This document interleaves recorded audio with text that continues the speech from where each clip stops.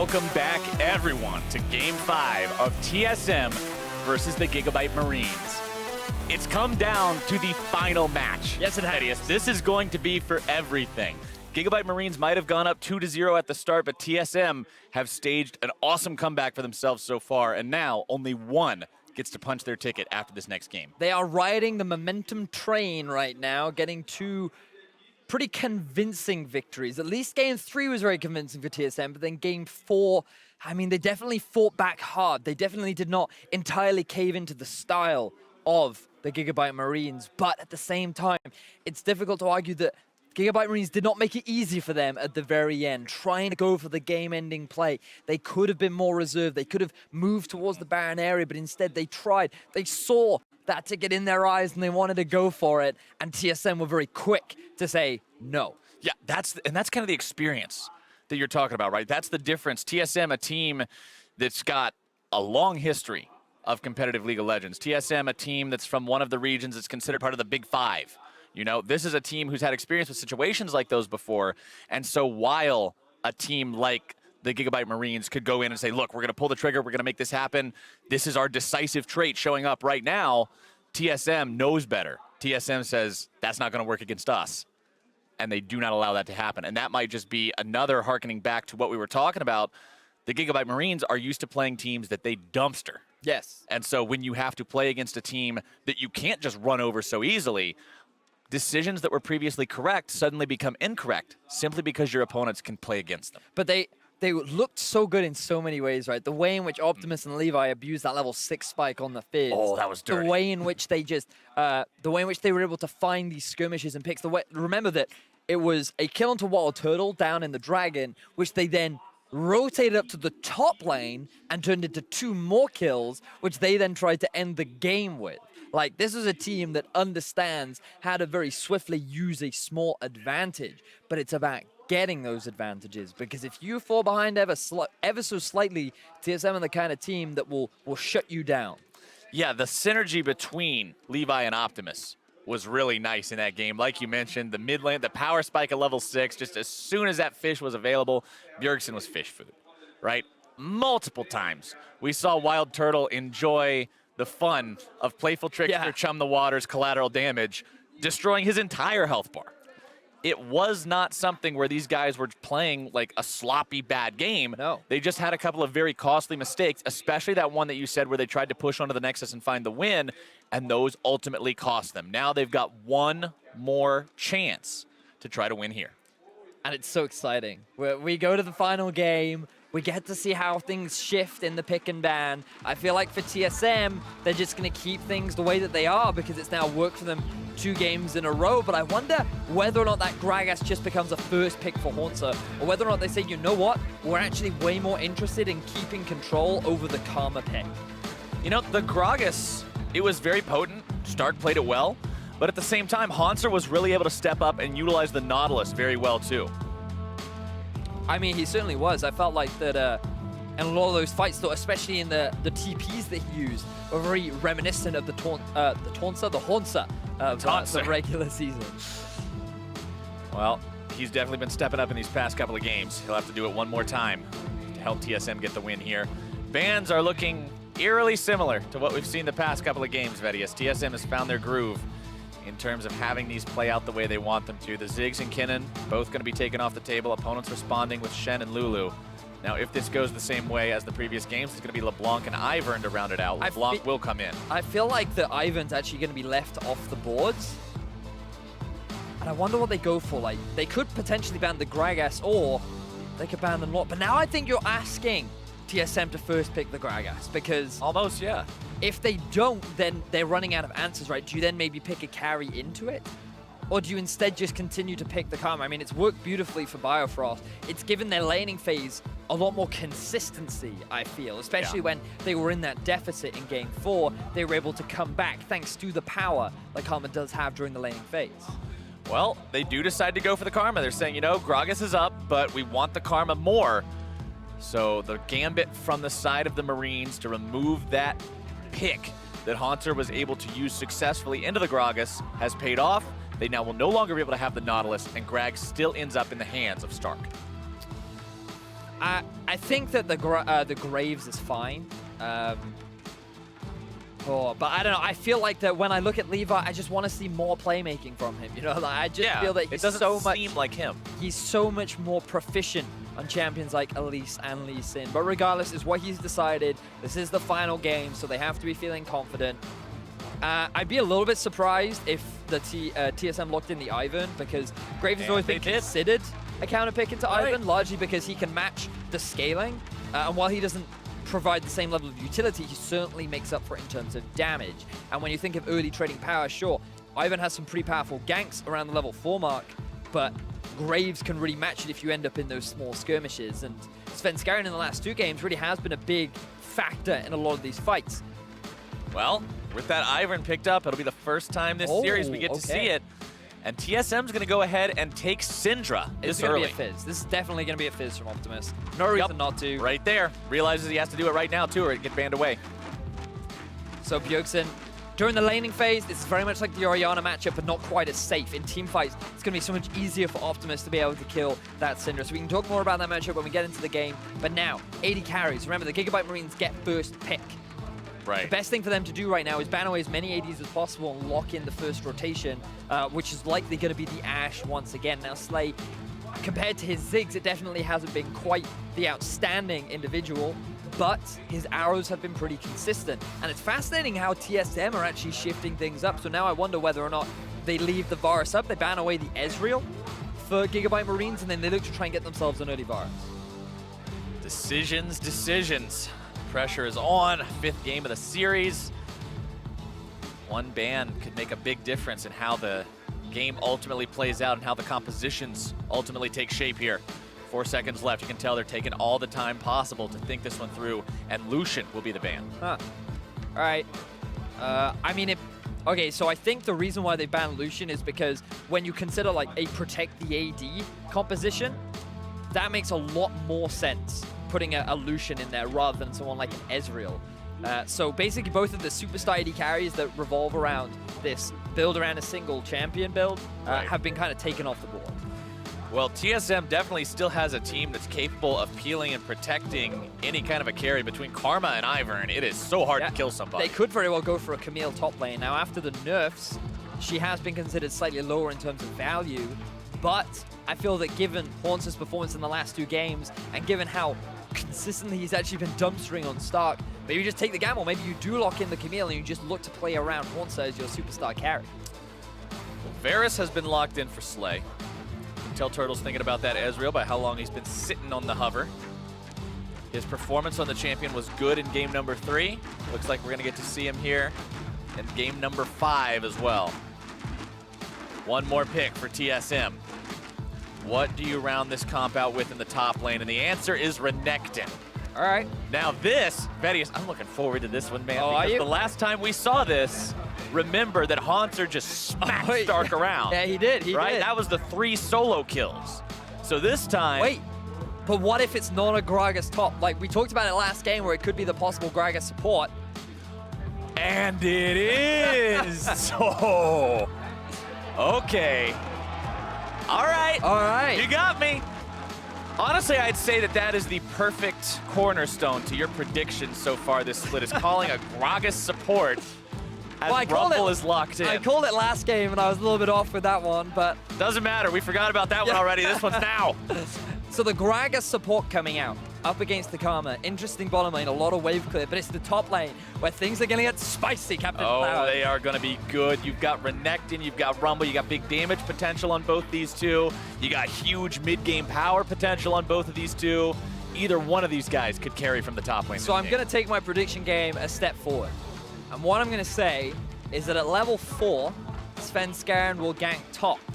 Okay. Hauntz's going to allow Stark to overpush. He's going to overextend. I feel like Levi is actually going to start on the top half of his jungle and go bot. And I think that Svenskeren and Hauntz are going to look to get that first blood onto Stark and start the snowball in Hauntz's favor. All right. We're going to write that one down and see if that actually comes true. I'm sure TSM would love to have that come true, because that puts them off to a great start, allows Renekton to be the bully he wants to be. Now, as long as Haunter stays more relevant this game than Stark was in his Renekton game, TSM should be able to find some good use out of him. But if he does fall behind like that, this series already showed us what happens to the champion. TSM also, like we mentioned, getting to use Ivern for the first time.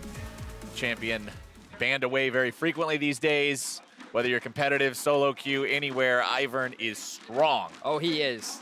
He certainly is.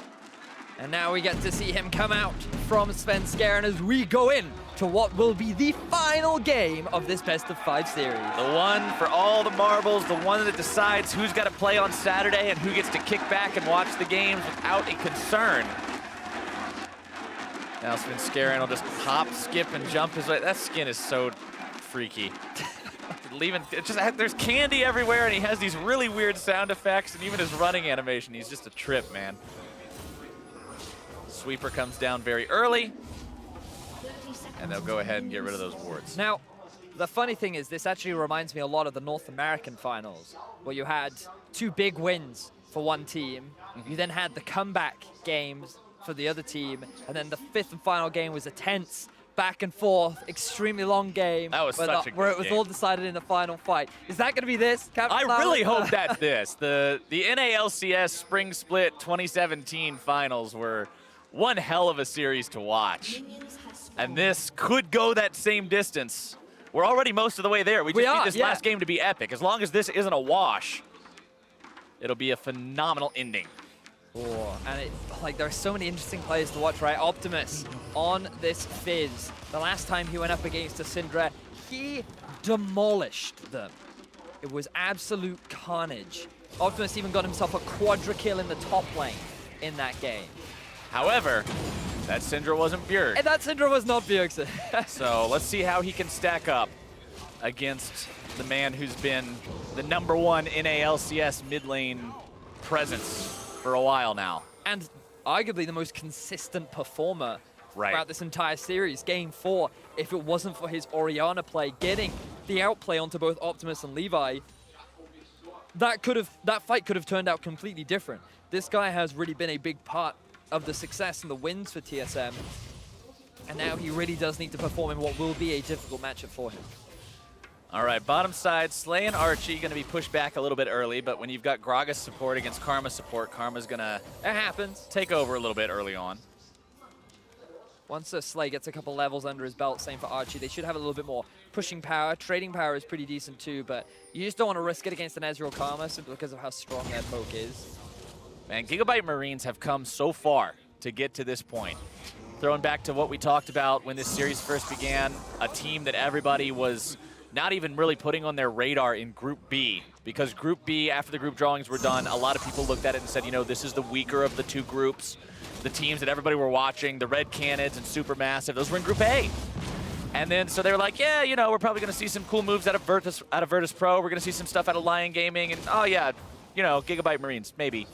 And then they come out and they win every game except the very last one when they had already qualified. And now they play up against TSM, win the first 2 games of that, and manage to take them to a full 5. This is a team that has earned the respect and probably the fandom of quite a few viewers out there watching these games so far. And there's still a great possibility that they can secure themselves that spot in the main MSI event.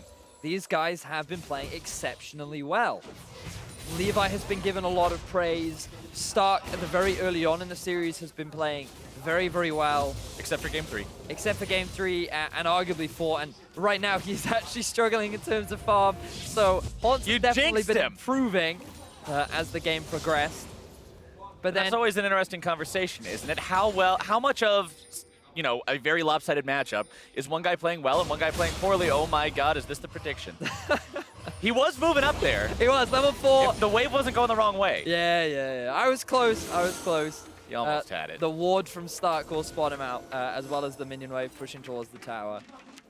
Svenskeren trying to move into enemy territory a little bit deeper here, throw down a ward, pops that Scryer's Bloom just to make sure Levi can't get it. Levi chasing after him, and Svenskeren just decides, nope, not going to let you take that Scuttle Crab. And it was actually very dangerous to stand as well because Optimus had priority in mid. He'd already gotten the push, which means that he would have been able to move around to the river much faster than that of Bjergsen. Now we see a little bit more trading down on the bottom lane. But Gragas is so tanky, though.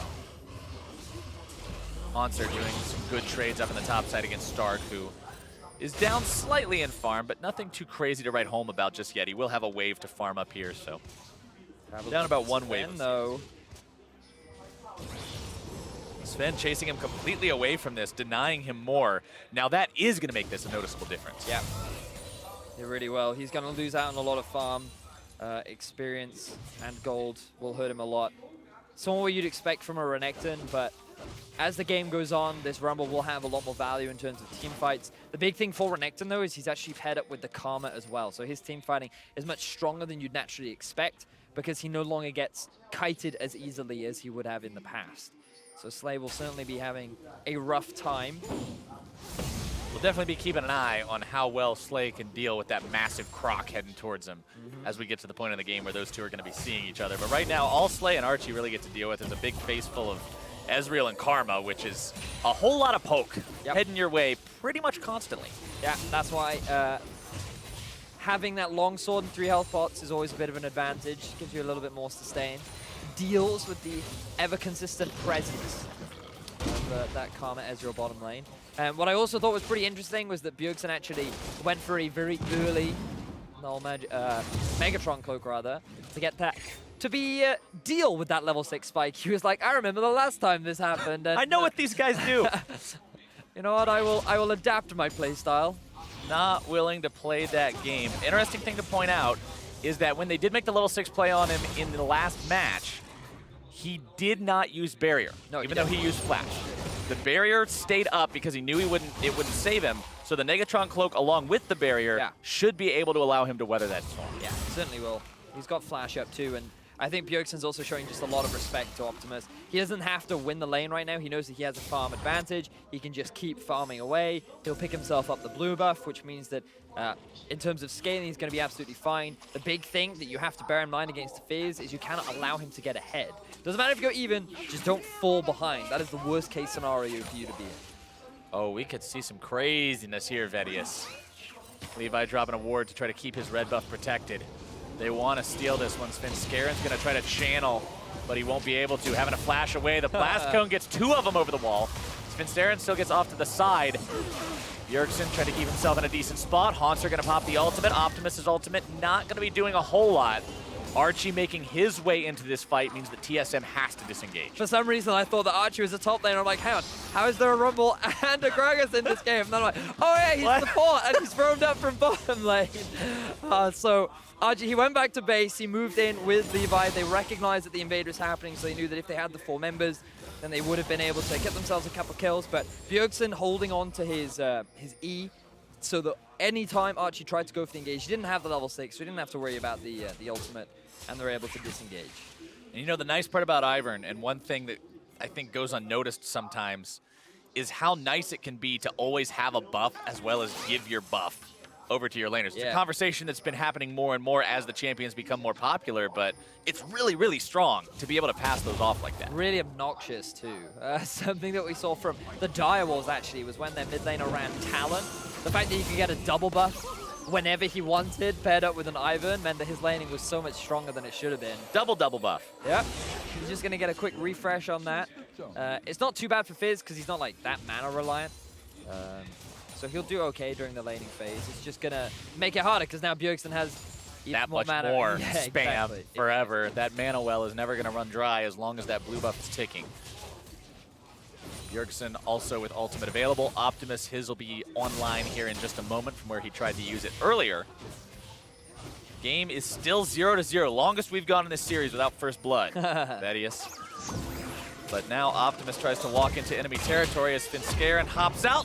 Pops out Daisy. Chases after him a little bit here. Turtle grabbing some Mystic Shot damage. Levi's hanging around to try to stop these guys if he can. Daisy just gets eviscerated. Hansard wants to come over the wall. Flashes the fish. Good stuff, but it's not going to do a whole lot just yet. They head back towards the Drake, who happens to be my favorite big scaly lizard in the whole family. Infernal going to be jumped on now by TSM. Don't really see any way you can test this one with your mid laner hurt, your jungler out of the picture. TSM grabs first elemental Drake of the game. I mean, Skarner might be offended as his scales are no longer. He's not a lizard. How is he going to be offended? My favorite play-by-play caster, Vedius. All right, so the play in which TSM, they move towards the bottom half of the map. They use the teleport in order to try and get a collapse down. We see an all-in onto Turtle. Turtle in some trouble. Having to get himself out of this one. Going to be juggled back by the cat. The heel staying alive. Flash away, and he will barely avoid being first blood. So close. But it seems like a classic Turtle move. Being alone in lane, ends up getting all in. The classic Turtle. Monster now in a situation that he probably smells something funny about. Levi hanging around. Monster with that Tiamat first and foremost to allow him some extra wave clear potential up here so Stark doesn't just shove him in all day. Very close farm between these two, which is nice considering Stark was down so much earlier. Yeah. After that initial force off of the wave and off of the turret by Svenskeren, Stark's been doing a great job keeping himself here, keeping himself relevant. So let's backtrack. Remember that TP play down bottom was, the whole goal was actually to get themselves a collapse onto Optimus and Levi. Even though they don't get the kills, it's absolutely fine because they forced the smite away from the dragon, resulting in a free objective going in the favor of TSM. They do lose a bit of pressure in the top, but they don't actually lose their top tower. So overall, TSM still maintain control of the early game. One thing I also want to point out is that Ivern's redemption is completed. So be on the lookout for that the next time there's a fight, the next time there's any pick potential. That's another thing about Ivern, because you're never actually in combat with the jungle creatures. You don't have to worry about buying extra jungle items or anything like that. You just straight rush that redemption on top of the Hunter's Talisman at the start. Allows you to get it active very, very quickly and be able to save your team, keep them nice and safe as time goes on. It does mean that you lose a bit of vision control, because by picking up the tracker's knife, what it also enables you to do is go for a very early sweeper. And by not having that, it means that whenever you try to set up around objective, you're purely relying on the support sweeper, which naturally is not as optimal as having two. Now what you're seeing here is Levi has just moved down to the bottom lane because he knows that the top lane is guaranteed to go down. This is one of the big discussion points that we had with a lot of the teams in the play-ins, which is that they don't have a good grasp on how to trade turrets. And this is why the GIGABYTE Marines are a step above. It's Turtle. Oh, Wild Turtle, no! He drops this time. No summoner spells to keep himself alive. When's he gonna learn? He always puts himself in these spots. But that's okay. GIGABYTE Marines, they recognize that. They jump on him. They get the opportunity, and they take him down. Now Stark being attacked by Svenskeren and Daisy together. Haunter doesn't make his way into the fight quick enough, and Slay is going to be left to grab the gold from that turret. Oh, that was, in fairness, that was a pretty nice okay, yeah, that was a really nice play. Yeah, and Wild Turtle just ended up getting caught unawares. He was even able to use his arcane shift at the very edge of it too. So he did the best that he could. All right, apologies for Wild Turtle for thinking that he put himself in a precarious spot again. That was the Wild Turtle. No, was not required, but he was still finding himself first-blooded. You can criticize him for using his flash and heal earlier, being in a position that he really should not have been. Well, we've now got ourselves a game that's not even 100 gold apart, as these two teams are still going to remain even thanks to the one kill, of course, going the way of the Marines, but TSM, you know, getting turret first blood, that extra gold coming in through that is going to make up for it. It really will. Now, one of the big things you have to remember when playing with the Fizz is your severe lack of wave clear. One of the big things that made it difficult for GIGABYTE Marines to stall out last game was the fact that Orianna could walk up to a tower, put the ball behind, and there's nothing you can do about it, right? Because it's purely zoning you away, and every time you try to get close, there's always the risk of that shockwave, and every wave that crashes, Ori's going to instantly clear away. Now, Syndra has similar sort of wave clear, but she doesn't quite have that same sort of zoning presence that an Orianna would have in the past. And the all-in power of this GIGABYTE Marine squad as they go on to Biofrost. Ooh, Biofrost putting himself a little far forward. Going to be taken down by the GIGABYTE Marines, as now Archie might be in some similar trouble. He drops. Stark comes into the fight. Redemption going to be used. Stark taken very, very low, but not low enough to actually drop. TSM turns that around nicely. So a couple of questionable decisions there. Number one, Biofrost moving up in a way that allowed Slay to get that engage off. But the fact that Stark chose to use that Rumble ult vertically rather than horizontally just baffles me. Like, there were 3 members of TSM in that choke point that I thought, oh, this is bad for TSM. Stark is just going to demolish them. But then he goes onto the Renekton instead of going for the rest of TSM. And that could have been a big swing in the favor of GIGABYTE Marines, but instead they don't take that opportunity, and it just ends up being, I believe, a 1 kill for 0 in favor of the GIGABYTE Marines. 1 for 1. 1 for Archie 1. dropped. Oh, Archie dropped as well. So they traded support. Slay currently on 2-0 with this Varus, though. The Chains of Corruption connecting every time we've seen him fly off so far. Blade of the Ruined King done. Sitting in a very nice spot as we approach the 15-minute mark. And Blade of the Ruined King makes him a very potent champion if he can manage to get into these fights, manage to fire off a lot of those auto attacks, utilizing the buff from the passive as well that happened earlier on in this split that kind of changed up the style of Varus from the old poke champion to more of an actual traditional style of AD carry. Infernal Drake also going to be spawning here in under 30 seconds. TSM was able to get themselves the first one by forcing the GIGABYTE Marines away. And now they will munch up that Scuttle Crab and see what else they can get done here. Maybe if they can set up for a second one, they'll just seize it and make the play happen. So the problem for the GIGABYTE Marines is the fact that Stark doesn't have his teleport available. And notice that Haunts has already started to push up top. There's no minion wave getting in the way. That minion is going to crash, minion wave rather, is going to crash into the tower. So GIGABYTE Marines are forced to send Optimus to go and catch it as they try and maintain control around the Dragon area. But ideally, it is not the Fizz that you want TPing into a fight unless you can get a very effective flank. And fortunately for GIGABYTE Marines, they have this nice little ward sitting there on the red buff. But that could be a little bit too far away should the fight actually occur in the pit. Haunts are just deleting those waves. Doesn't even take him a full couple of seconds to deal with them. Instead, just instantly puts him under the turret, meaning Optimus has to answer. Gives TSM more of an opportunity to try to move in here, lay down some vision, take control over this area. Big Drake to fight for. Biofrost using the Scryer's Bloom to clear out some of the vision placed down by the Marines in the TSM jungle. Nobody really wanting to get too over aggro, over zealous on this one. It's so tense as well, right? Like, yeah, this is one of those moments. Everything is on the line.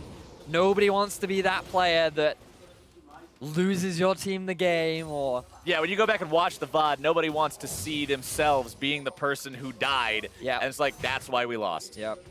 And, I mean, this could be great for the GIGABYTE Marines. Think about, like, what it would mean to beat down TSM as Stark now getting engaged on. More damage coming through from Bjergsen.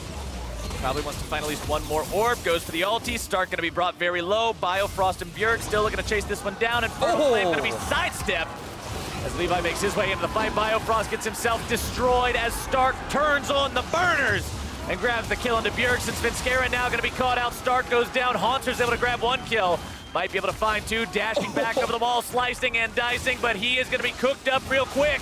Optimus and Slay turn around, grabbing the kill onto him, and 4 die on the side of the NALCS representative. Bjergsen and Biofrost try to go for a dive onto Stark, but this guy, he got his dancing shoes out. He dodged everything that he needed to on the side of Bjergsen, baited him all the way to the tier 2 tower, and the GIGABYTE Marines were able to get the collapse down and get themselves 4 kills. Think about what this means for the squad right now. This is going to propel their gold lead so much further, but can they get any real objectives aside from the dragon off the back of it? That was such an overextended chase from TSM, and GIGABYTE Marines do a good job of punishing. Oh, they really do. So you can see here, Bjergsen takes a fair amount of damage from the tower, and look at all the mana that he ends up burning trying to get this chase on the Stark. He just needs to land this Q, but sidestep. Stark knows that the W is going to come out. Again, sidestep. And while all this is going on, Optimus comes in from the flank, using his TP right behind Bjergsen and Biofrost. Meanwhile, Slay, he's behind the wall, freely getting all this damage off that cannot be punished.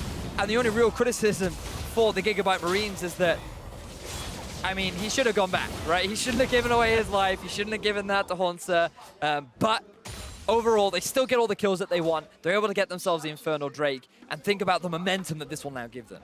All right, the Drake bonuses are equalized between the two teams. And how appropriate for game number 5. The first 3 Drakes are Infernal, Infernal, Infernal. Oh, my word. Nothing better to fight for. It's getting hot. It's hotter than my mixtape, one could say. Damn it, baby. It's getting hot in here in game number 5, and the GIGABYTE Marines are the ones looking to turn it up even further as they've now got their 6-2 lead. They've got 1,500 gold in their pockets. They've got TSM in a spot where they think, where they hope, where they expect to be able to take this game to them and walk away with the victory that it looked like they were closing in on 2 games ago. Yeah.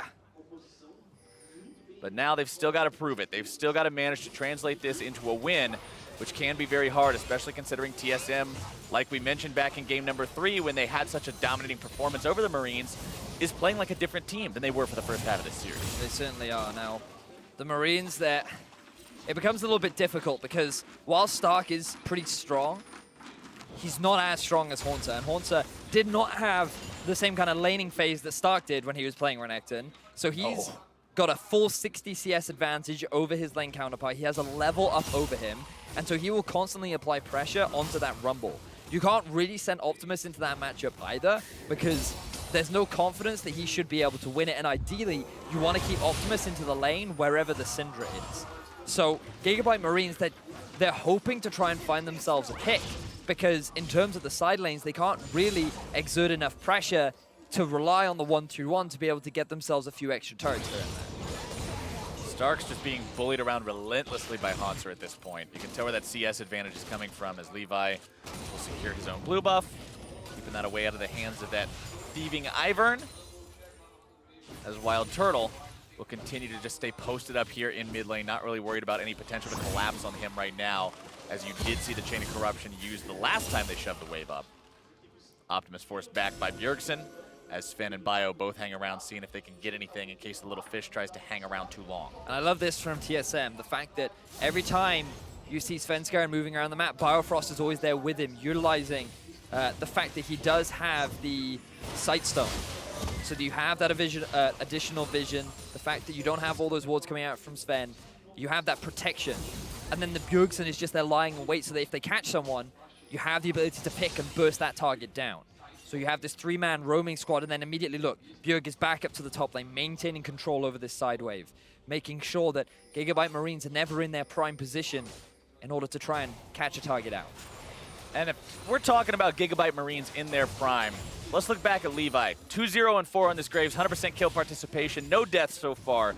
We were talking about how him on the Playmakers is where we like to see him. We like to see him on more of the Kha'Zix instead of the Graves. He's only played those 2 champions this series.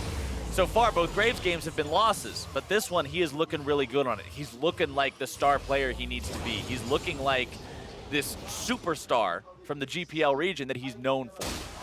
And he's in a position where he can be a big carry in these fights, right? Svenskeren, he's relying on the rest of his team. He's putting the onus on Turtle, Bjerg, and Haunter to be the big carries in these fights. And I think that's fine, right? There's no reason why these guys can't carry. Haunter was going wild in that last fight where he was effectively 1v4. However, when it comes down to it, Levi, when put in a situation, I kind of want to hedge my bets on Levi. Like, he's just an individual that does the craziest stuff and is always able to make it work. He makes it work. He turns it into a success. But the game has gone rather slowly compared to the previous matches that we've seen here so far. Both teams just very cautious about how they want to play this one out, knowing that there's no more second chances. Infernal Drake in 1 minute, though, means that eventually people are going to have to start looking for those fights. Bottom lane tier 1 falls on the side of the Marines, so TSM going to go up to a 2-1 turret lead. Still down in gold by about 1,000 as Optimus looks to build that up a little bit further for his team, pushing into this tier 1 on the top side. Hopefully for him and his team, they can secure this one. Yeah, they should. Before the Drake comes around, then he can make it into the fight. No big deal. Playful Trickster. Efficiency right there. Resets the auto attack as well as clearing out the rest of the wave. Doesn't take any damage either, and there's still 30 seconds. And GIGABYTE Marines even have control over Scuttle. So they're in a great position. Haunter's now going to be sent up top because he has his TP available. Wouldn't be surprised if Stark actually also goes up top side and then Ultimate starts pushing down bottom. Bear in mind that he's also now level 14. He has a level above Bjergsen, and that's going to be a big deal in these fights. Zhonya's and the Proto Belt completed versus the Morello Nomicon and only the Haunting guys for Bjerg. This dragon is going to be a big deciding factor in this game. All teleports up as well. Optimus, Stark, and Haunter all got everything is up. Everything is ready. Every single summoner spell on this map is ready to fire. This is the fight. That's what happens when you have teams playing it so safely, though, not wanting to do anything for a while. The next fight that does break out always ends up going completely crazy. As TSM goes away, Svenskeren flashes. Oh my god! Oh man, he actually goes in for the fight and he gets everything done. Haunter now coming in from behind on top of Levi. Cuts him down, make it even more. Sing sayonara as Optimus cannot do anything. A double kill for Bjerg and 4 dead bodies on the side of the GIGABYTE Marines. Unbelievable fight from from Team Solo mid. I was like, Sven, what are you doing? But then he gets the steal, the flank from Haunter. Everything works out beautifully. They get 4 kills, and now they're going to Baron. We said coming into this series, Vedius, that Svenskeren, they wanted to see him step up and be that international competition buffed version of himself from Worlds. And the first couple of games, he dropped the ball. In game number 5, he goes godlike. What a hero play from TSM's jungler. Every missed Lee Sin kick, forgotten. Every potential opportunity not jumped on, forgotten because of this right here. So he has no vision. He just flashes in, puts a brush on himself so that he feels safe enough that he won't get collapsed upon. And then this flank from Haunter. Look at how grouped up the GIGABYTE Marines are. There's nothing that they can do. There's no real avenue. Optimus can't get an optimal flank. Like, the GIGABYTE Marines were not prepared at all for this fight. They were expecting TSM to just hand over the dragon, and TSM said, nay, we will fight you, and we are ready. TSM tie the game up, and now Turtle in some danger, having to try to escape from this one. Optimus going to be forced to pop that Zhonya's Bjergsen, likely going to be taken down here, but they trade him away for Slay. 1 for 1 so far. Optimus barely walking away from this one, but they keep their turret alive. Now look at TSM. They know that they have the Baron buff, so they're moving down bottom lane. They have Daisy as well, and GIGABYTE Marines, they're going to be forced to back because there's no way that they'll be able to defend this push. They leave Levi there to at least get something for their troubles. But now Haunter has his Spirit Visage done, getting tanky on that Renekton as well as very threatening. Nice part about building all these health items is you just are so impossibly difficult to kill. Now Levi, he could very well be in some trouble as Biofrost continues the chase. Slowed, rooted.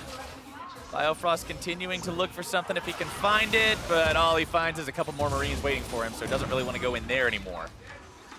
But look at the gold, though. It's actually only 2,000 in the favor of TSM.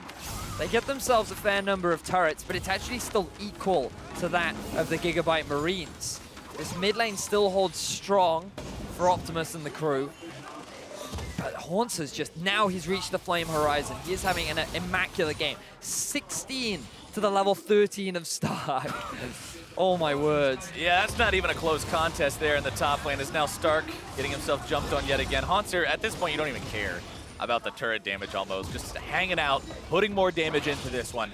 GIGABYTE Marines, although the game is tied 7-7 in terms of kills, they are on their back foot for now. Svenskeren going to be caught out. A good punish, a good catch opportunity here. Juggled back, the redemption cannot save him, but Haunter is in the fight, gets one in return, but he's going to be taken down. That is a huge pickup for the Marines as they go 3 for 1. They end up losing the tower, but the GIGABYTE Marines win out on the fight. Haunter, I thought that was going to end in disaster when he just charges into all 4 members. But unfortunately for TSM, they cannot hold the line, and GIGABYTE Marines, they do just that. So far in terms of gold, they're only about 2,000 behind.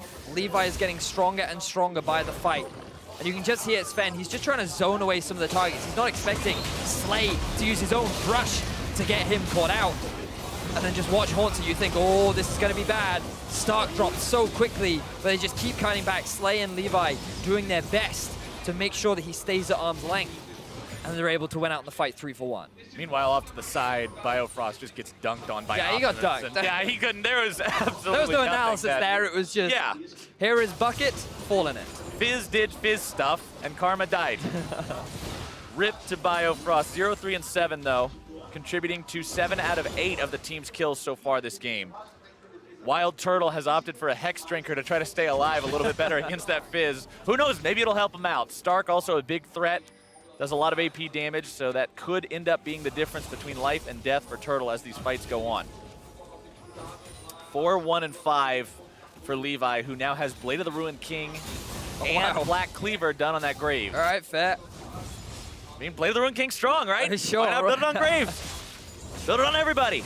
I mean, it'll certainly help with your ability to kite the Renekton, steal away his movement speed, make his life more unpleasant than it already is. I mean, I say unpleasant, he's level 70. I mean, he's having a pretty pleasant life. Yeah, he is. Right now, I think that he's having a nice warm summer's day with a cup of tea, feeling pretty good about himself. Randu and Zoman now completed 2. 30 minutes into the game, and he's got 1 item left to build. Very convincing performance from the top lane this game for Haunter. Meanwhile, Stark, 3rd game in a row now where he hasn't had his best of performances. Only now working towards his 3rd item, which just pales into comparison of that of Haunter. And he is going to be a big deal in these fights because Optimus cannot carry them alone. Stark is going to be one of the big damage dealers, and once that Void Staff is completed, sure, then the GIGABYTE Marines are in a slightly better position. But pretty much this entire goal difference sits on top of Haunter versus Stark. Stark's up in the top lane. TP's up for both top laners right now. Optimus does not have his. You can see the GIGABYTE Marines rotating towards the top side because they know they can't really contest this Drake. Instead, TSM will grab this one for free. That'll be their 3rd. Can't have any more than 3 of one kind in a game, so sadly no more Infernals. Instead, it's going to be Ocean going their way. As the Marines head up topside to take the tier 2, look to make a value trade out of losing that Drake. True Shot Barrage to clear out some of the minions, but it will not stop the push. And the Marines will almost tie up this turret count, bringing the gold back under 1,000. It was actually really smart as well because they'd pushed out mid lane too, and so that the wave had completely reset, which means that even if TSM wanted to try and respond, there was no way for them to take in mid.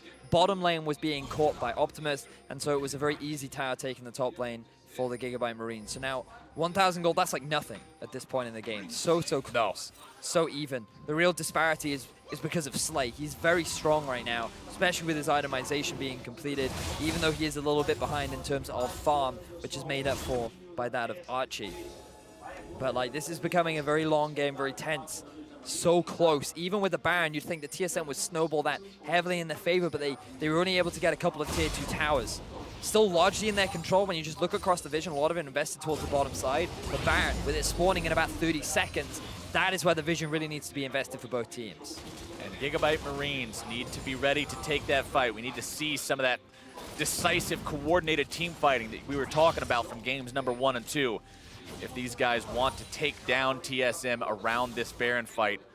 Remember, the TSM setups have just been where they needed to be so far in these fights.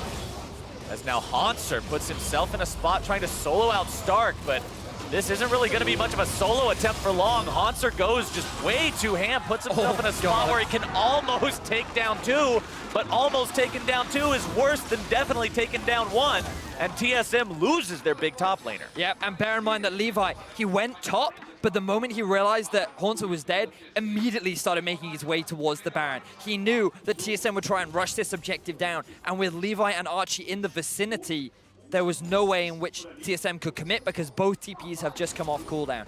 Now it is GIGABYTE Marines that can set up vision. That is 30 seconds on top of Haunter. Push out top, push out mid, get a push down on bottom, and then start making that play towards this big purple worm. Good smite secured by Levi onto that Scuttle Crab as well. Every little bit of vision, every little bit of control helps.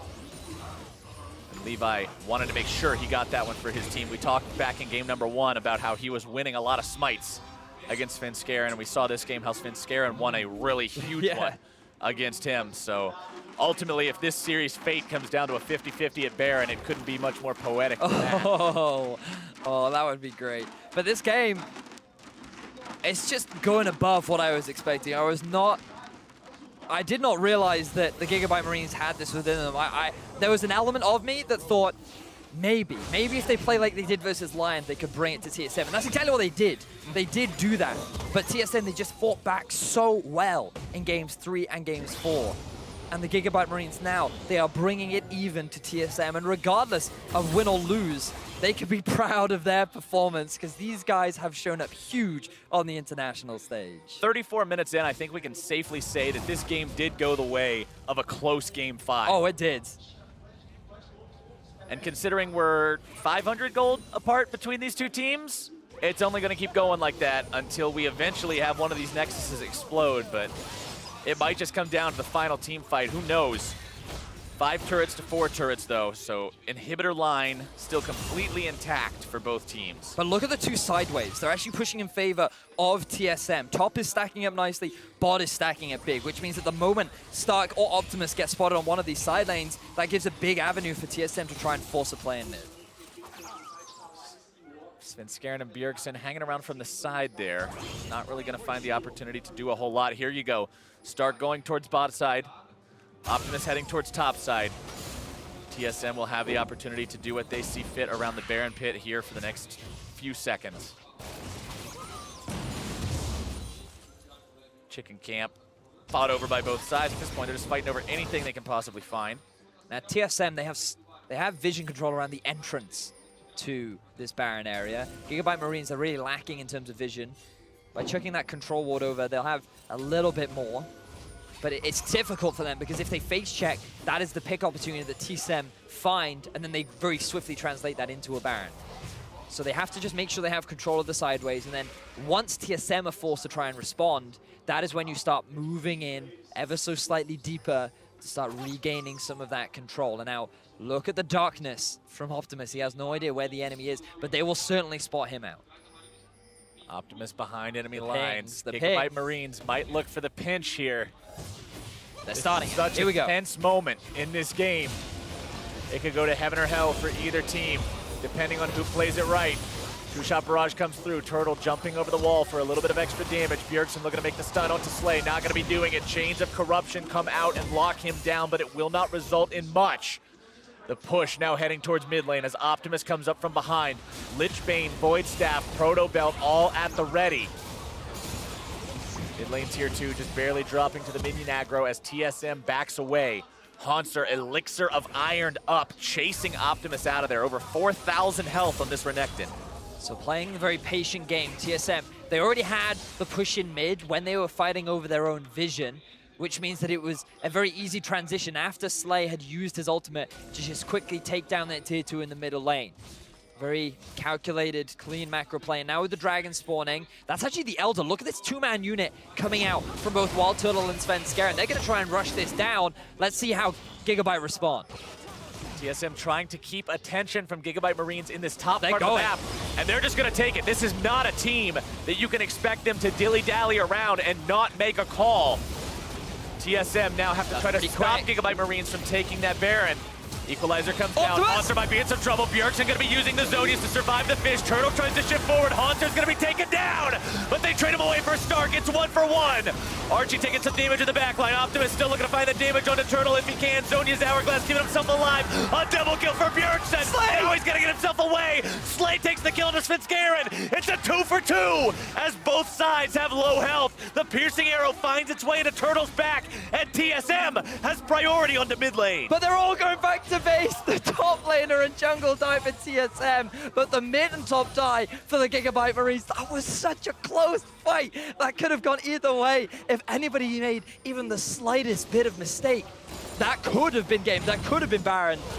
So let's just see exactly how it happens now. Once he uses his ultimate very early on, but Optimus, I feel like he goes in a little bit too early because all of the damage gets completely nullified by Bjergsen and Sonya. Now you just see the fight being played on two fronts with the rest of GIGABYTE Marines trying to follow onto Optimus, who's just dived too far onto the front line.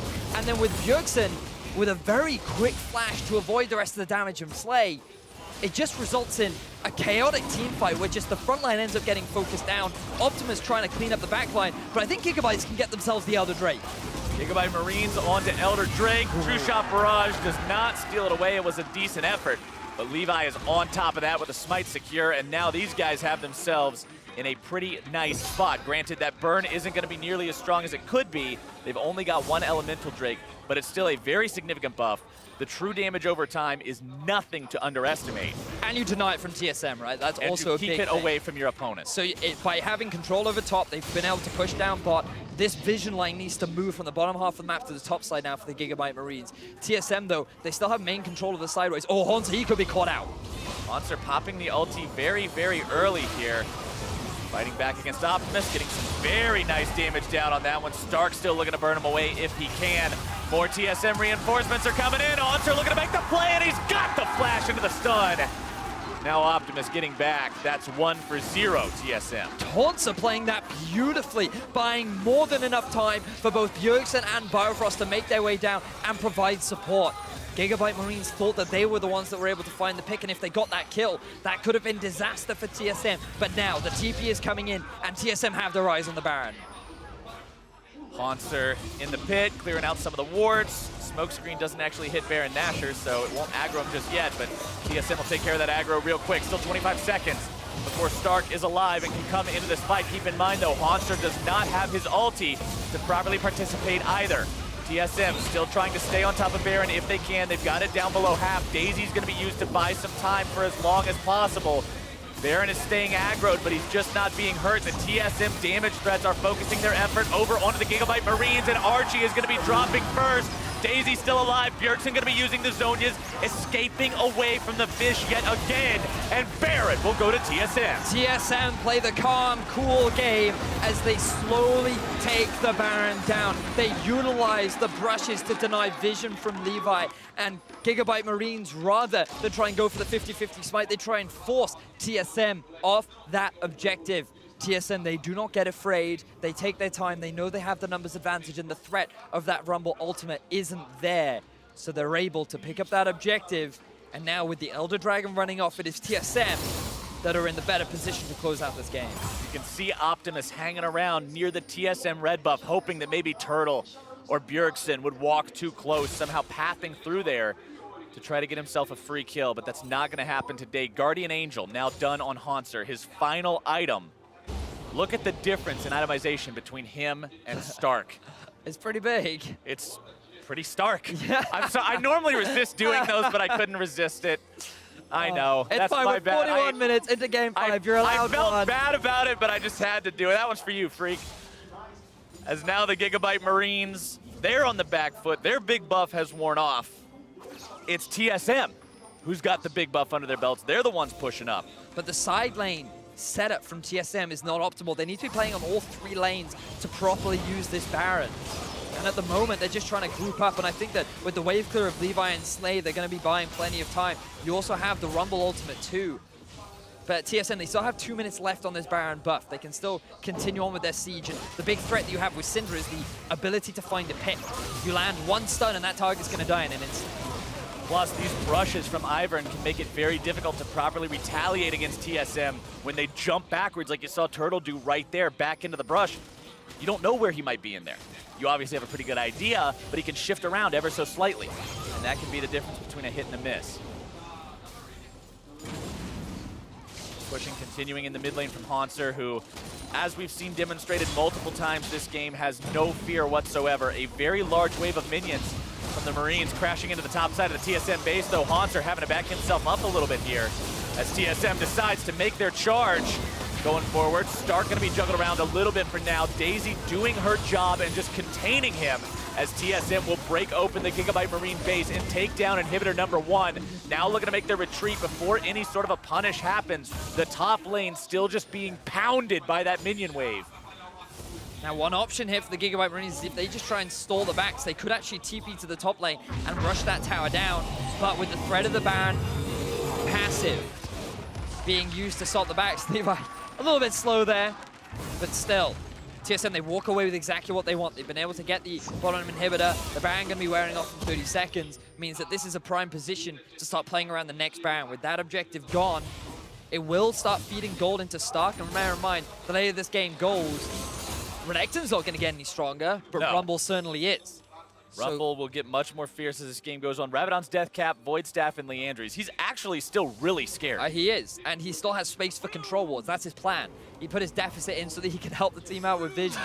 That's the plan. Said with a completely straight face.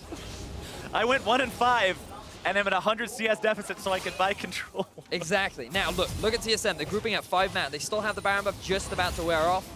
And now they're looking to try and siege away from the bottom lane to make things even harder for GIGABYTE Marines to respond. GIGABYTE Marines slowly finding themselves eating small losses. Now those losses are going to start to compound into larger ones. Scarin setting up the brush line yet again. Turtle continuing to pour the damage into that turret. Just does not care about the chains of corruption.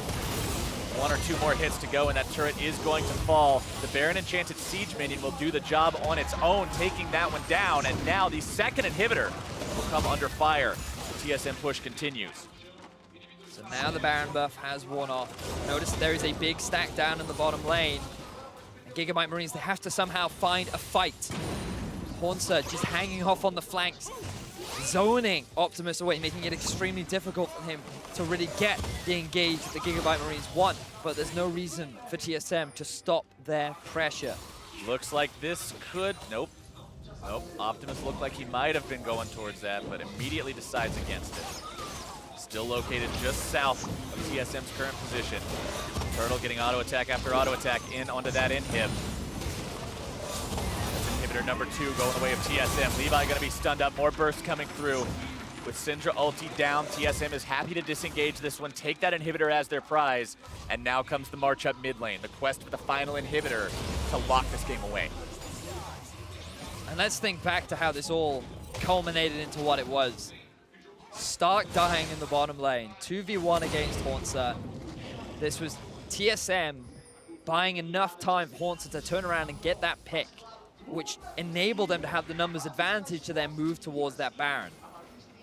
GIGABYTE Marines, if they had continued to stay alive, if they continued to play the side lanes, they were going to get to a point where they could have gone for that big fight around the Baron, but they lost that opportunity, and now they're forced to stay in their base. They have to deal with 2 super minions worth of waves knocking on their door, and TSM, their pressure will not stop.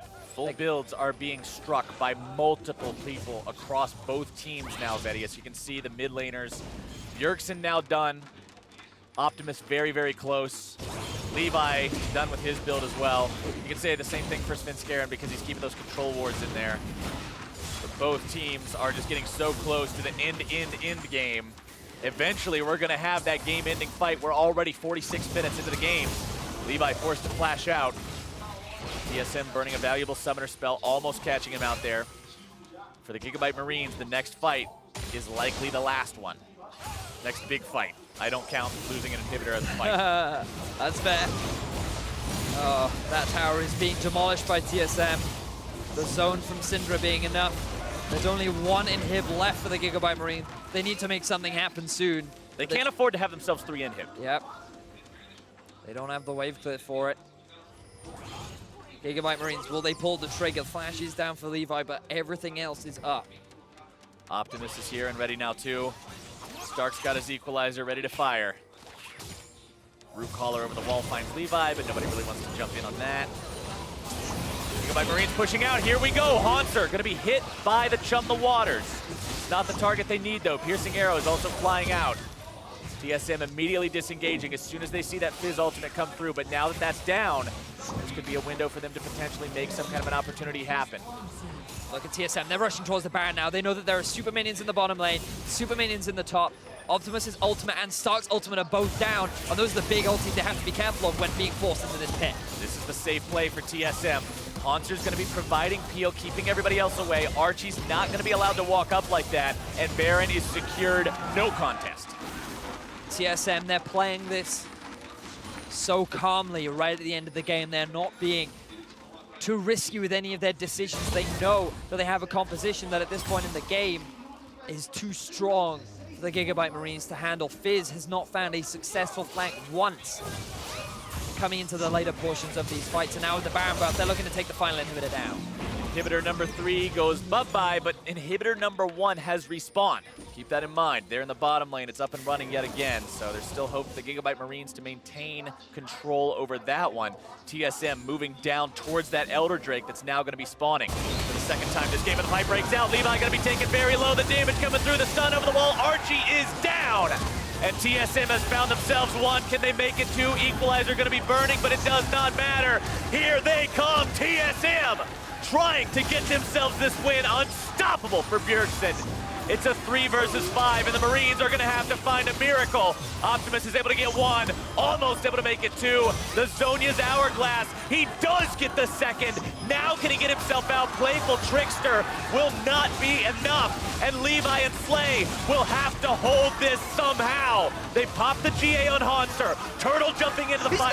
Slay going to be kept alive. Levi can't say the same. TSM pushing onto the Nexus turrets. Number 1 is done. The double kill for Turtle, and TSM completes the reverse sweep.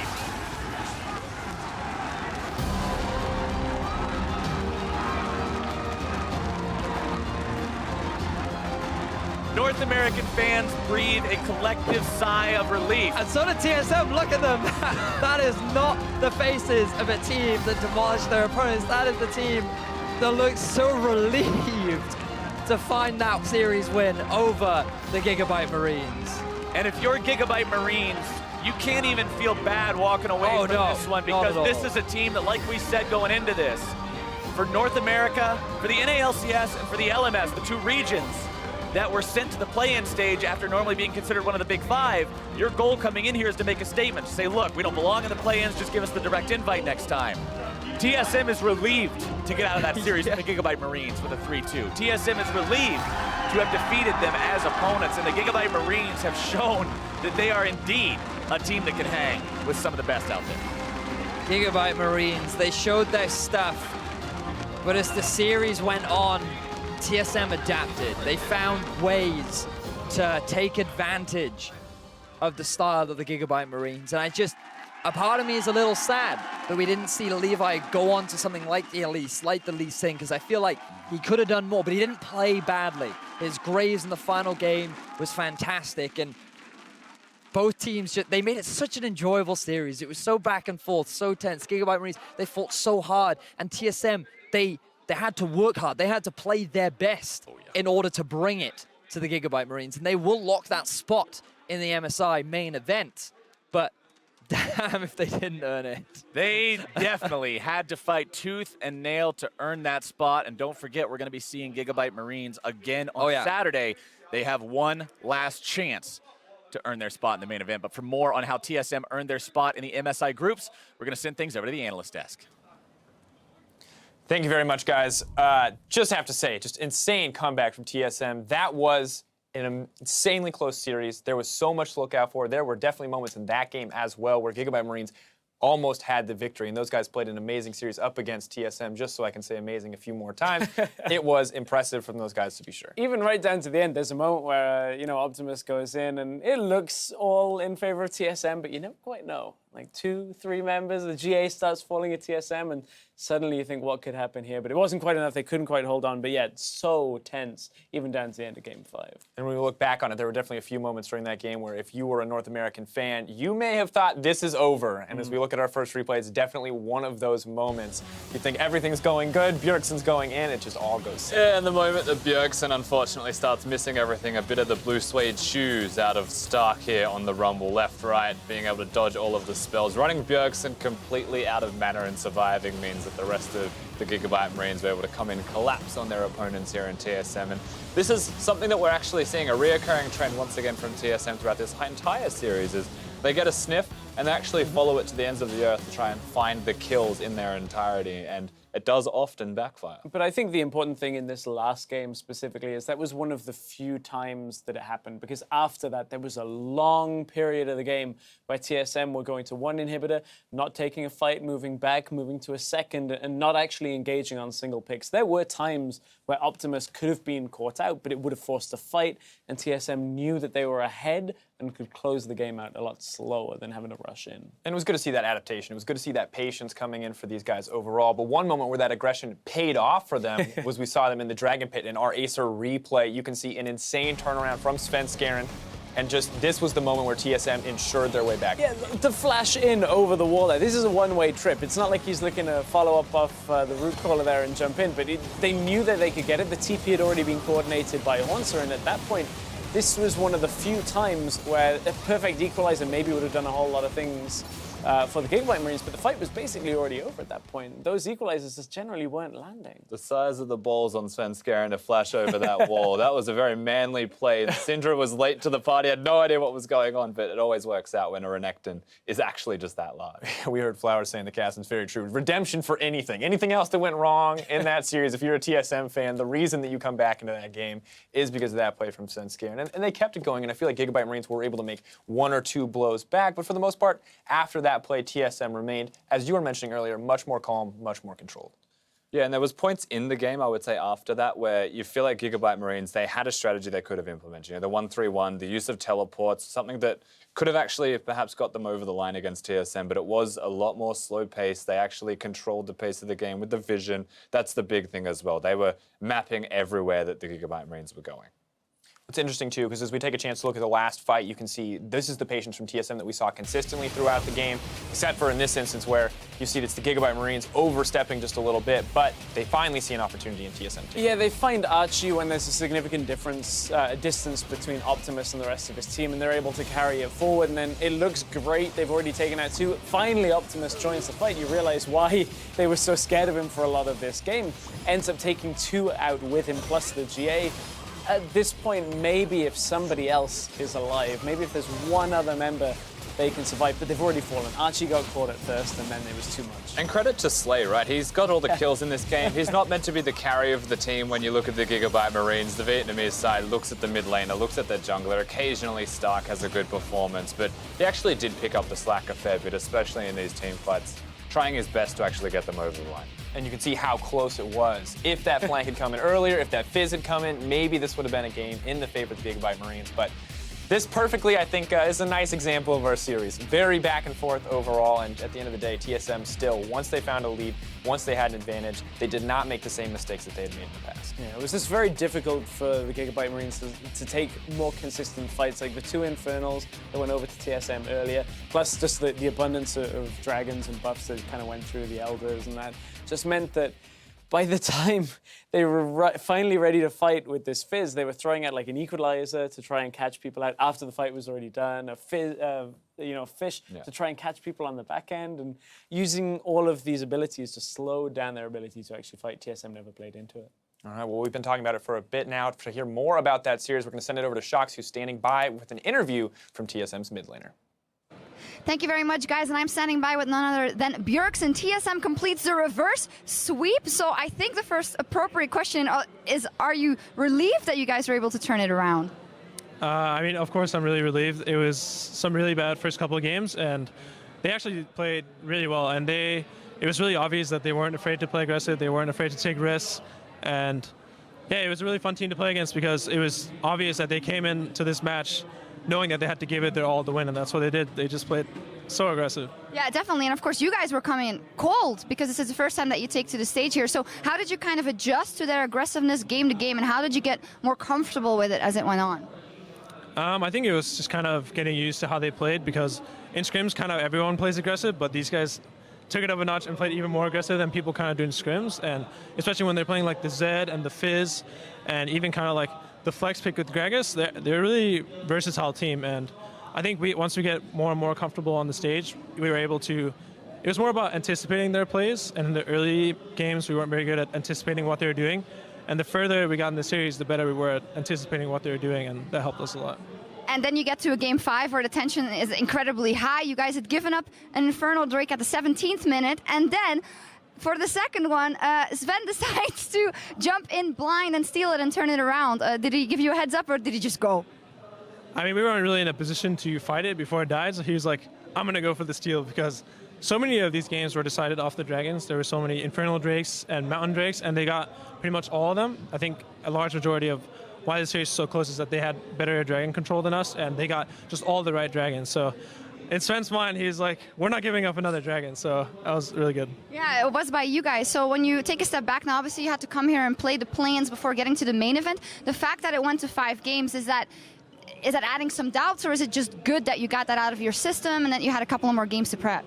I mean, we still have time to adjust to the new patch. We didn't have much time to scrim, so now we have a little bit more time to kind of adjust, and I think that they were able to play so many games really proved in the first couple of games that they were so comfortable on the stage and comfortable playing aggressive and comfortable playing as a team, whereas I think we're going to have that advantage going into groups.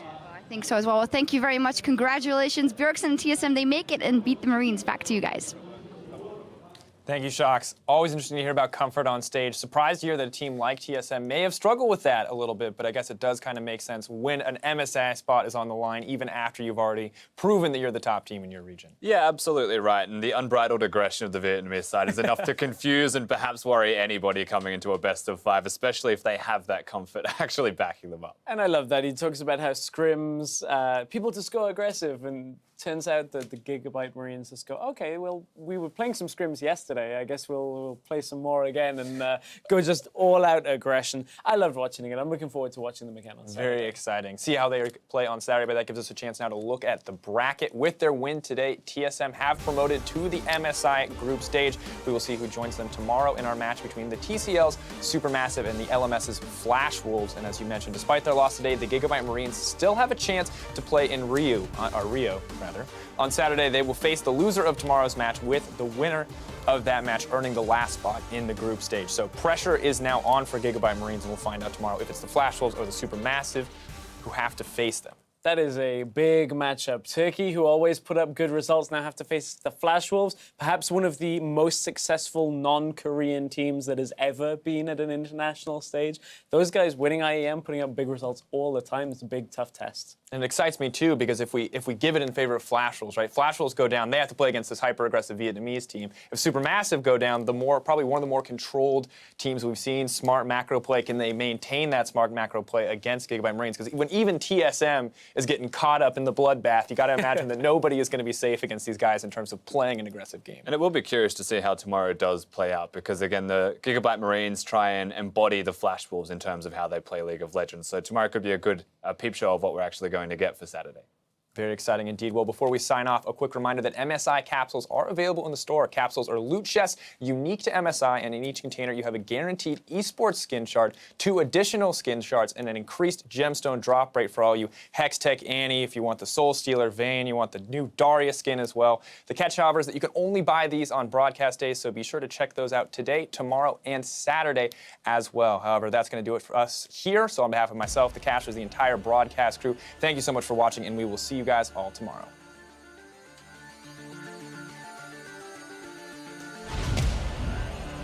I think TSM, they're looking to demonstrate their power here in this best of 5, and they want to go into the main event strong.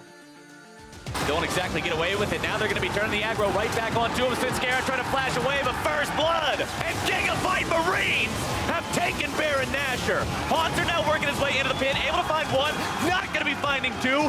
3 dead on TSM. They find a triple kill onto the enemy jungler, and against all odds and to the surprise of you, me, GIGABYTE Marines will go up to a 1-0 lead. Now he's isolated and he is down. TSM is going to be chased all the way. Bjergsen falls, Bio falls, Optimus into the fight, Wild Turtle taken low, Haunter on the back line, Redemption comes in, and Haunter will not find anything. Levi again going to be occupying 3, and 2-0, GIGABYTE Marines. Haunter goes over the wall, and he is just going to 1v2 these guys all day long. TSM with an exceptionally clean game. As the Shockwave makes the kill, 2 fish down. As Levi comes back into the fight, looking to finish off Bjerg, but it is not gonna happen today. The damage coming through, Svenskeren looking to finish him off. He does successfully do so. Turtle is killed on spawn, but the rest of the Marines have been routed. TSM will take down GIGABYTE Marines and tie this sucker up. And from behind on top of Levi, cuts him down, make it even more, sing sayonara, as Optimus cannot do anything. A double kill for Bjerg. Turtle jumping into the fight. Play gonna be kept alive. Levi can't say the same. TSM pushing on to the Nexus turrets. Number 1 is done. The double kill for Turtle. And TSM completes the reverse sweep.